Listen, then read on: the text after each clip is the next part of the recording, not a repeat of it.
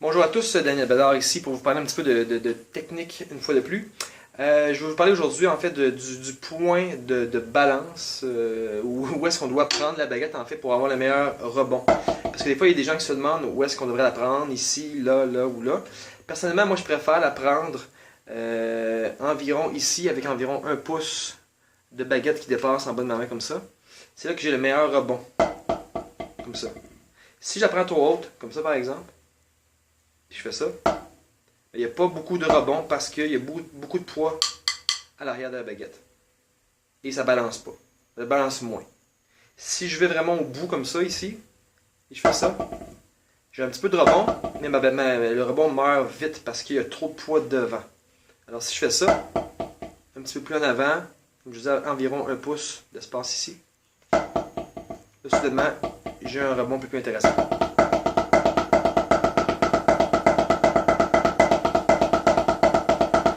C'est facile pour moi de faire ça comme ça.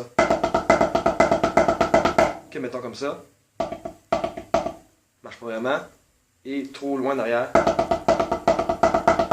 Je peux quand même en faire un peu, mais c'est beaucoup plus lourd. Ok? Même chose ici. La baguette, je la prends environ là, donc je laisse à peu près peut-être 4-5 pouces, environ 4 pouces peut-être, de lousse en arrière.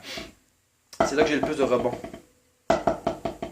Si je vais trop loin comme ça, la baguette meurt vite. J'ai beaucoup moins de rebond.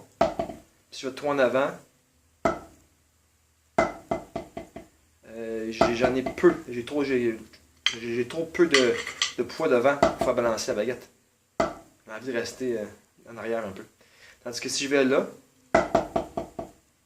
seulement j'ai des rebonds qui apparaissent.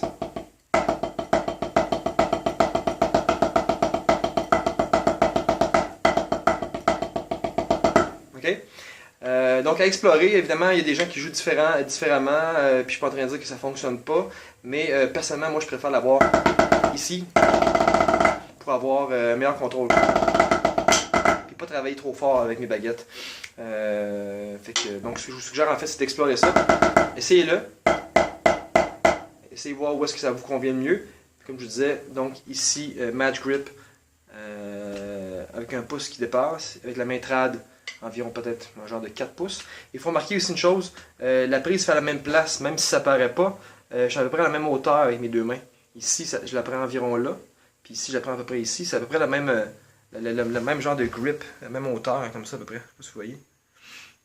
Des fois, on a l'impression qu'avec la main trad, on est beaucoup plus en avant, mais on n'est pas si en avant que ça parce que la prise fait un peu plus en arrière ici. Donc voilà.